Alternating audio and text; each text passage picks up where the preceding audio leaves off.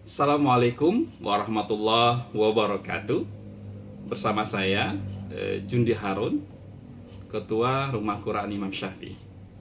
Bapak Ibu, Abang Kakak, insya Allah pada kesempatan yang berbahagia ini kita akan membahas terkait bagaimana di bulan Ramadan ini kita mensucikan diri kita. Kita ketahui bersama bahwa manusia adalah makhluk yang rentan terhadap kekhilafan, rentan jatuh pada lubang kehinaan, kemaksiatan kepada Allah Subhanahu wa taala. Sebab kita bukan makhluk yang maksum, sebagaimana Allah Subhanahu wa taala firmankan, "Wa ma ubarri'u nafsi, innan nafsa la'ammaratun bisu'." Dan aku tidak menyatakan diriku bebas dari kesalahan, karena sesungguhnya nafsu selalu mendorong kepada kejahatan. Dan Rasulullah Shallallahu Alaihi Wasallam pun pernah bersabda, kullu bani Adam khata' wa khair khata'in at-tawwabun. Seluruh anak cucu Adam, semuanya tanpa terkecuali pernah berbuat salah. Yang terbaik dari yang berbuat salah itu adalah mereka at-tawwabun, yang kembali kepada Allah, bertaubat kepada Allah Subhanahu wa taala. Bapak Ibu hadirin hadirat rahimakumullah, hal ini sangat perlu kita dijelaskan, bahwa ketahuilah maksiat dapat merusak kejernihan hati seseorang. Dan juga kita ketahui bahwa maksiat dapat merusak kesucian hati. Karena maksiat itu seperti ada noda yang mana akan noda hitam akan yang menempel di hati kita. Setiap kemaksiatan yang kita kerjakan maka akan menjadi noda hitam yang ada di dalam hati kita. Maka jika noda hitamnya semakin banyak melakukan maksiat terus, maka hatinya itu akan terselubung dengan kehitaman yang pekat, dan akan meredupkan cahaya. Padahal kita ketahui bersama, hati sumber kebahagiaan, hati sumber kemuliaan seorang hamba, baik di dunia maupun di akhirat. Rasulullah Sallallahu Alaihi Wasallam bersabda, Innal abdah idza akhta'a khati'atan nuqibat fi qalbihi nuqtatan sauda, fa idza huwa naza'a wastaghfara wa taba suqila 'ala qalbahu wa in 'ada zaida fiha hatta ta'allau qalbah wa huwa ar-ran alladhi dzakarallahu ta'ala kalla bal rana ala qulubihim ma kanu yaksibun. Rasulullah Shallallahu Alaihi Wasallam bersabda, sesungguhnya seorang hamba jika terjatuh dalam kemaksiatan akan dititikkan dalam hatinya noda hitam. Jika ia meninggalkan dan memohon maksiatnya dan memohon kepada Allah dengan serta bertaubat, maka hatinya akan bersih kembali. Namun jika ia mengulang kembali perbuatan kemaksiatannya itu hingga hatinya dipenuhi dengan noda hitam, maka itulah yang dimaksud dengan ron. Sebagaimana firman Allah surah Al-Mutaffifin ayat ke-14, kalla bal rana ala qulubihim ma kanu yaksibun. Artinya sekali-kali tidak, bahkan apa yang mereka kerjakan itu menutupi hati mereka. Yang dimaksud dengan ron, jamaah sekalian, menurut Hasan Al-Basri rahimahullah, adalah dosa yang bertumpuk sampai membutakan hati, sehingga menjadikan hati tersebut telah mati. Abdullah bin Abbas radhiyallahu anhuma menyatakan tentang dampak buruk kemaksiatan. Beliau mengatakan, wa inna lisayati sawadan fil wajhi wa dhulmatan fil qalbi wa wahnan fil badani wa naqsan fil rizqi wa bughdan fi qulubil khalqi fi qulubil khalqi. Ya.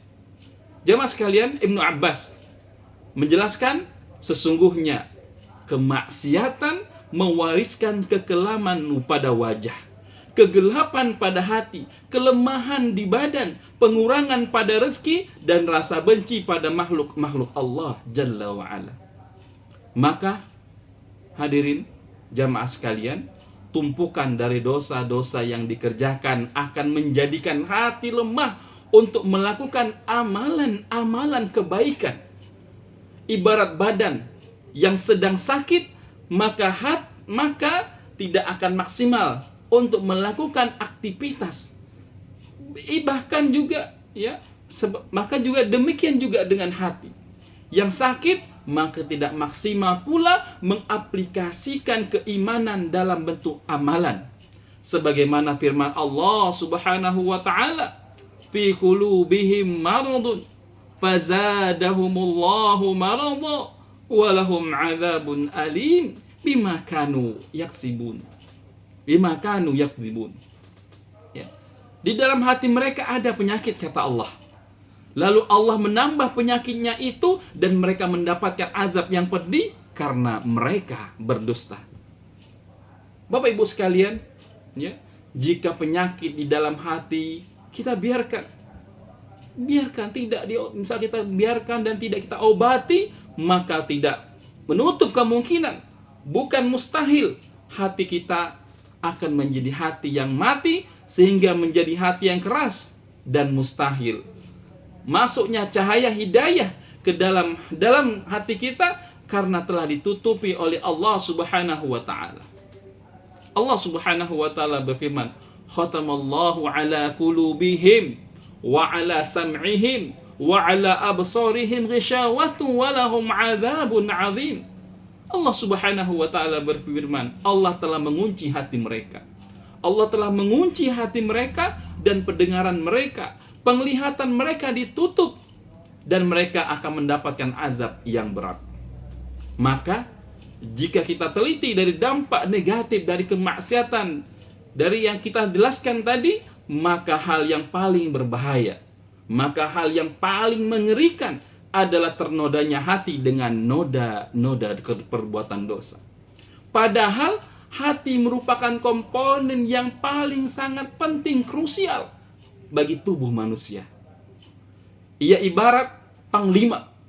Hati ibarat pemimpin bagi tubuh kita semua. Ya.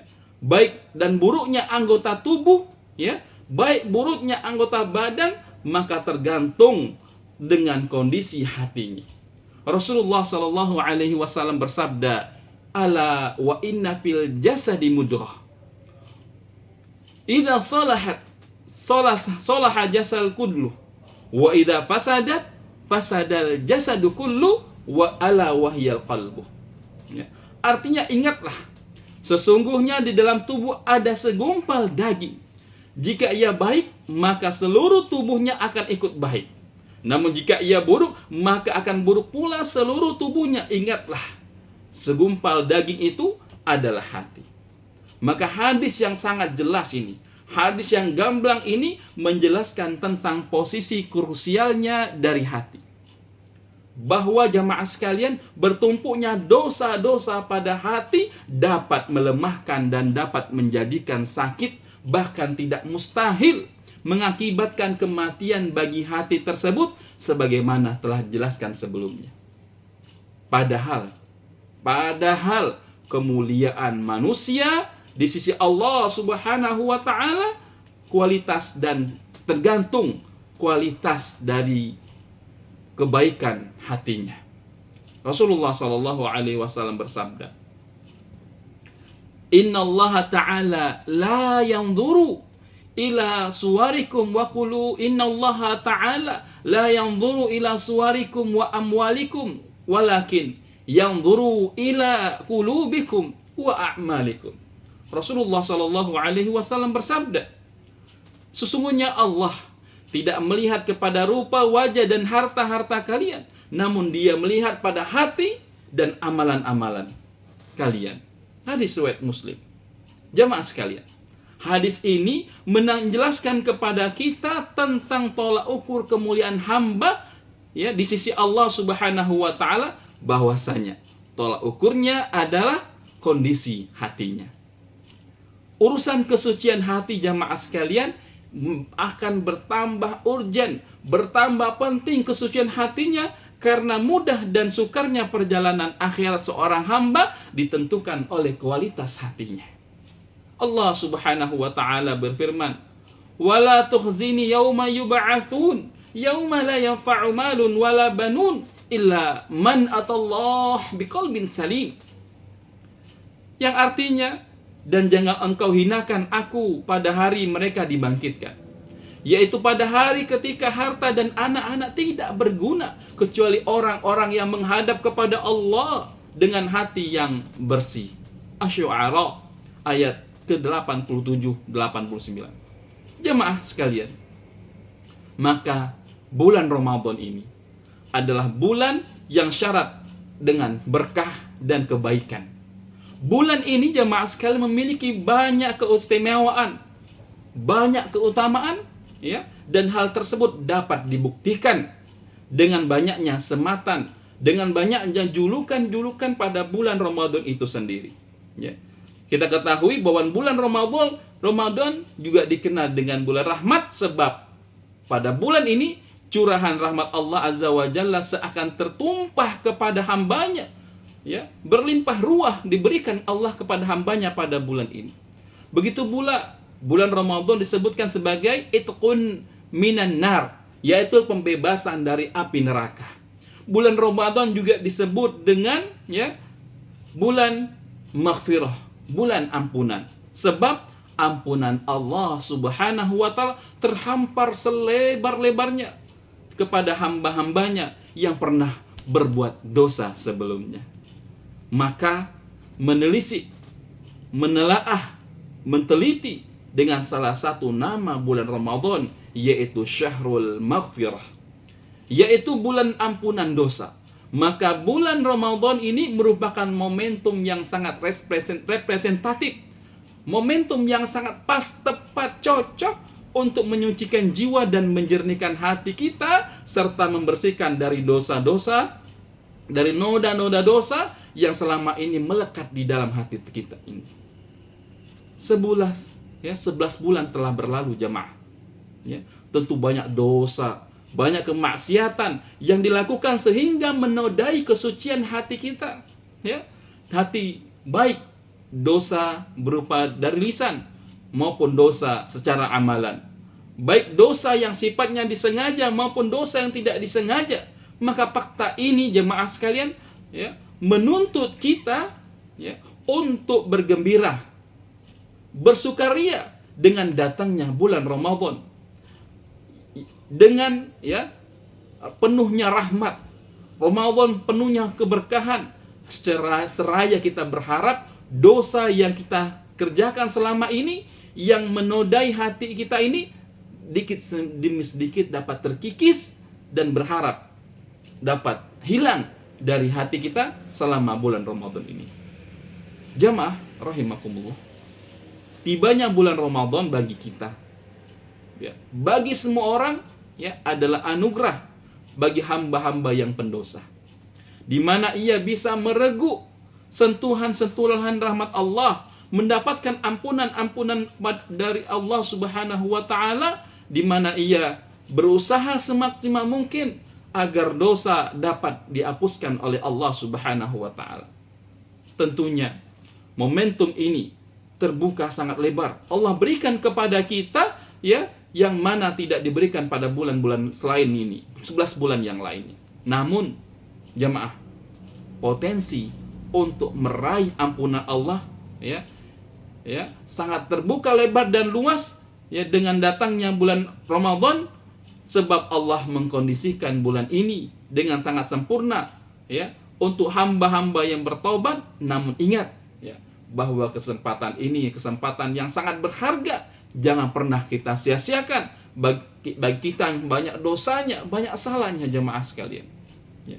Sebagaimana Rasulullah sallallahu alaihi wasallam bersabda, ya jelaskan tentang keutamaan bulan Ramadan.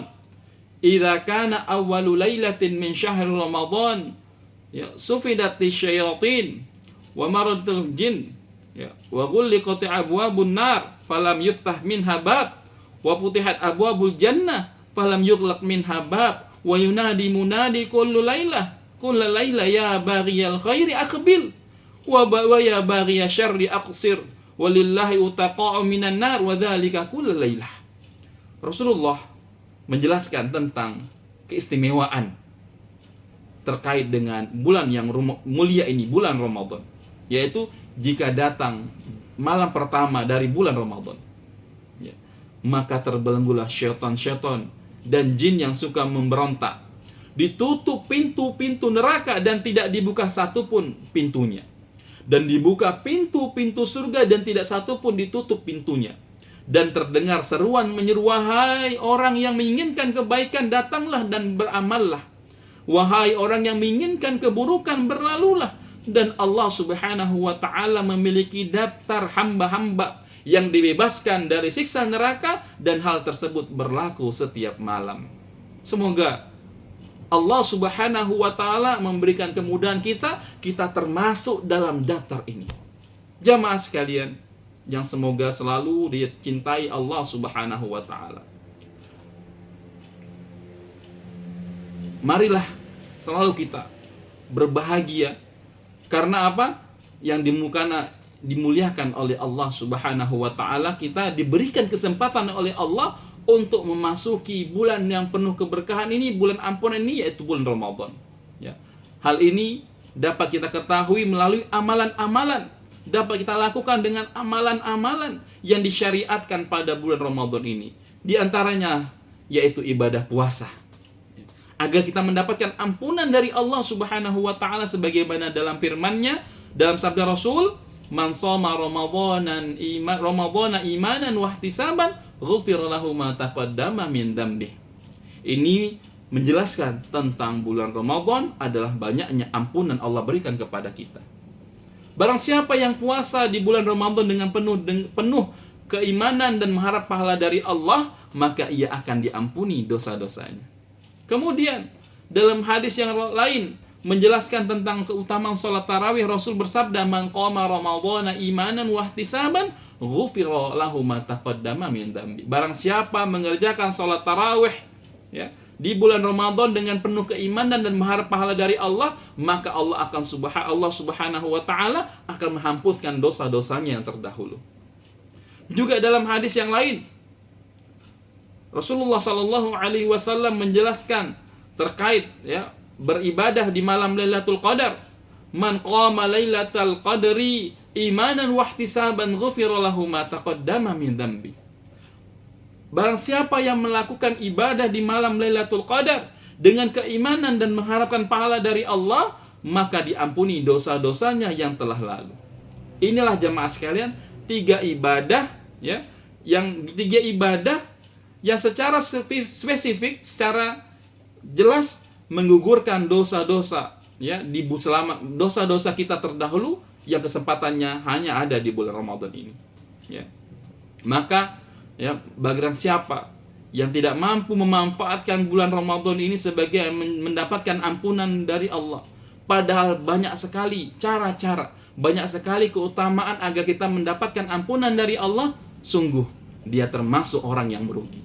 Sungguh dia adalah orang yang sangat-sangat merugi karena dia sudah mendapatkan bulan Ramadan namun tidak mendapatkan ampunan dari Allah subhanahu wa ta'ala ketika Ramadan itu berlalu.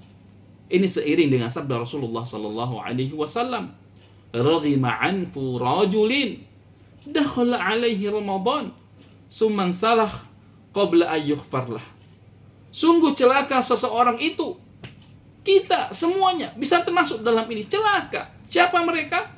Berjumpa dengan bulan Ramadan, kemudian, ya, bulan Ramadan berlalu namun dosa-dosanya belum diampuni oleh Allah subhanahu wa ta'ala. Oleh karena itu, jamaah rahimakumullah, pada kesempatan yang mulia ini, bulan Ramadan yang penuh ampunan ini, jangan kita sia-siakan. Gunakan kesempatan ini untuk memperbaiki diri kita, untuk momentum membersihkan noda-noda dosa di dalam hati, bahkan terbuka lebar selebar-lebarnya kesempatan kita untuk menjadi hamba yang dibebaskan dari azab api neraka, dan diberikan kesempatan selebar-lebarnya untuk kita masuk ke dalam surganya Allah Subhanahu wa taala. Semoga yang singkat ini bermanfaat. Bagaimana semoga kita mendapatkan kemuliaan dengan cara kita bersihkan hati kita. Hati kita bisa bersih lantaran kita mendapatkan ampunan dari dosa-dosa yang menutupi hati kita, sehingga hati kita cahayanya akan tampak dan mengarahkan pada perbuatan kebaikan-kebaikan dan ketaatan kepada Allah Jalla wa'ala. Hadanallahu wa iyyakum jami'an. Terima kasih atas perhatiannya. Barakallahu li wa lakum. Wassalamualaikum warahmatullahi wabarakatuh.